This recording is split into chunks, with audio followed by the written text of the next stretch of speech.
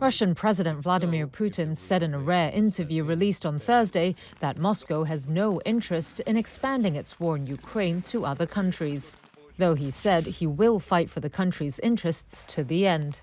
Putin made those comments in a 2-hour interview with conservative talk show host Tucker Carlson, marking the first time the Russian leader has spoken to an American media outlet since before the invasion of Ukraine nearly 2 years ago. In it, Putin questioned why the US was continuing to fund Kyiv's effort and said it was impossible to inflict a strategic defeat on Russia. Don't you have anything better to do? You have issues on the border, issues with migration, issues with the national debt, more than $33 trillion. Wouldn't it be better to negotiate with Russia, make an agreement, already understanding the situation that is developing today, realizing that Russia will fight for its interests to the end? Washington, which has sent Ukraine more than $110 billion in aid since Russia invaded in February 2022, has stated it has no interest in talking on Putin's terms. However, the Carlson interview comes as US lawmakers debate whether to give Ukraine more money for its war effort. In video from Tucker Carlson Network, said to be recorded on Tuesday, Putin devoted a large part of the interview to claims that Ukraine had almost agreed to a deal to end hostilities in April 2022, but that they backed away once Russian troops withdrew from near Kyiv. Now let them think how to reverse the situation. We're not against it. It would be funny if it were not so sad. This endless mobilization in Ukraine, the hysteria, the domestic problems, sooner or later it will result in agreement. Putin also said that Moscow simply has no interest in expanding to anywhere else like Poland or Latvia. When asked about detained US journalist Evan Gershkovich, Putin said, in theory, he could be sent home. Gershkovich has been held in Russia for almost a year, awaiting trial on spying charges. Putin said Russian and American special services were discussing the reporter's case. The Kremlin said Putin agreed to the Carlson interview because the approach of the former Fox News host differed from the one-sided reporting of the Ukraine conflict by many Western news outlets. Carlson is considered to have close connections to Donald Trump, who's expected to be the Republican Party candidate in the November U.S. presidential election. For his part, Carlson has said much Western media coverage of the war is biased in Kyiv's favor.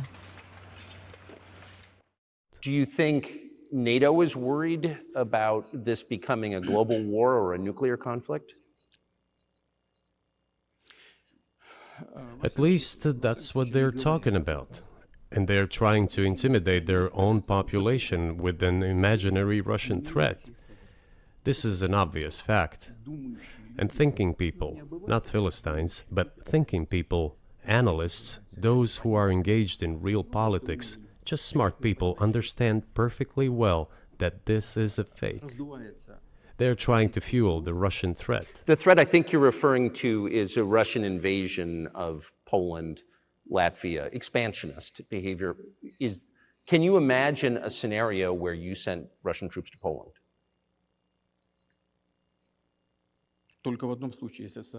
Only in one case, if Poland attacks Russia. Why? Because we have no interest in Poland, Latvia, or anywhere else. Why would we do that? We simply don't have any interest. It's just threat-mongering. One of our senior United States senators from the state of New York, Chuck Schumer, said yesterday, I believe, that we have to continue to fund the Ukrainian effort or U.S. soldiers, citizens could wind up fighting there. How do you assess that?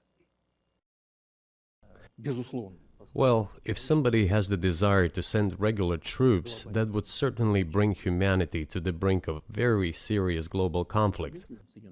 This is obvious. Do the United States need this? What for? Thousands of miles away from your national territory. Don't you have anything better to do?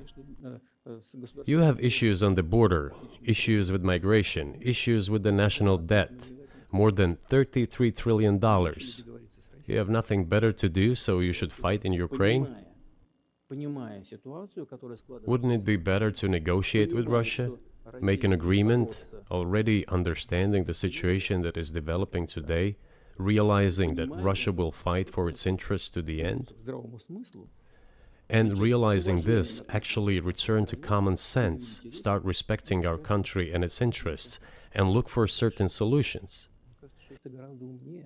It seems to me that this is much smarter and more rational.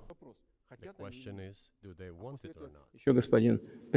Further on, President of Ukraine issued a decree prohibiting negotiations with us. Let him cancel that decree, and that's it. We have never refused negotiations, indeed. We hear all the time, is Russia ready? Yes, we have not refused. It was them who publicly refused. Well, let him cancel his decree and enter into negotiations. We have never refused. And the fact that they obeyed the demand or persuasion of Mr. Johnson, the former Prime Minister of Great Britain, seems ridiculous and very sad to me. Because, as Mr. Arakamiya put it, we could have stopped those hostilities with war a year and a half ago already. But the British persuaded us and we refused this. Where is Mr. Johnson now? And the war continues. So I just want to make sure I'm not misunderstanding what you're saying. I don't think that I am. I think you're saying you want a negotiated settlement to what's happening in Ukraine.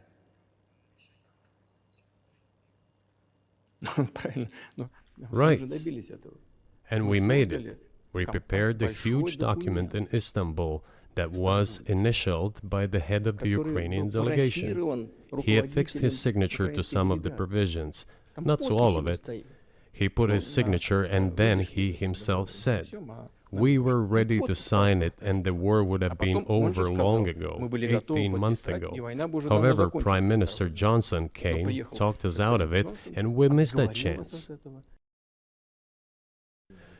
Well, now let them think how to reverse the situation. We're not against it. It would be funny if it were not so sad. This endless mobilization in Ukraine, the hysteria, the domestic problems, sooner or later it will result in agreement. You know, this probably sounds strange given the current situation. But the relations between the two peoples will be rebuilt anyway.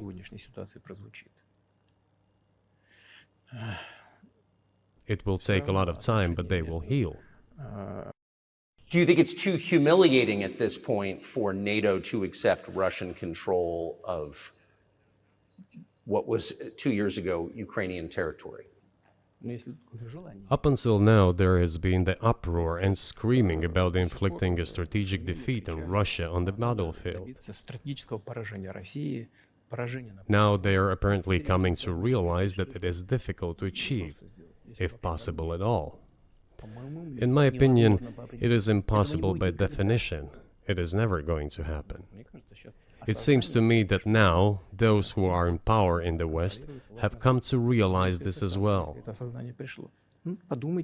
If so, if the realization has set in, they have to think what to do next. We are ready for this dialogue. I just got to ask you one last question, and that's about someone who's very famous in the United States, probably not here, Evan Gershkovich, who's the Wall Street Journal reporter.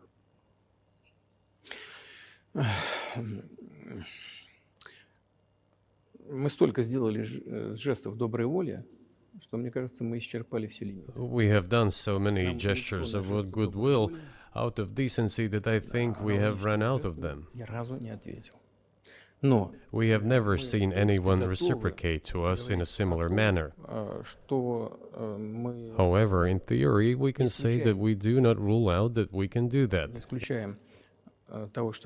if our partners take reciprocal steps.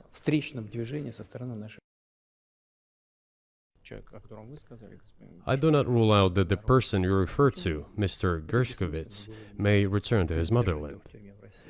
By the end of the day, it does not make any sense to keep him in prison in Russia. We want the U.S. Special Services to think about how they can contribute to achieving the goals our special services are pursuing. We are ready to talk. Moreover, the talks are underway. And there have been many successful examples of these talks crowned with success.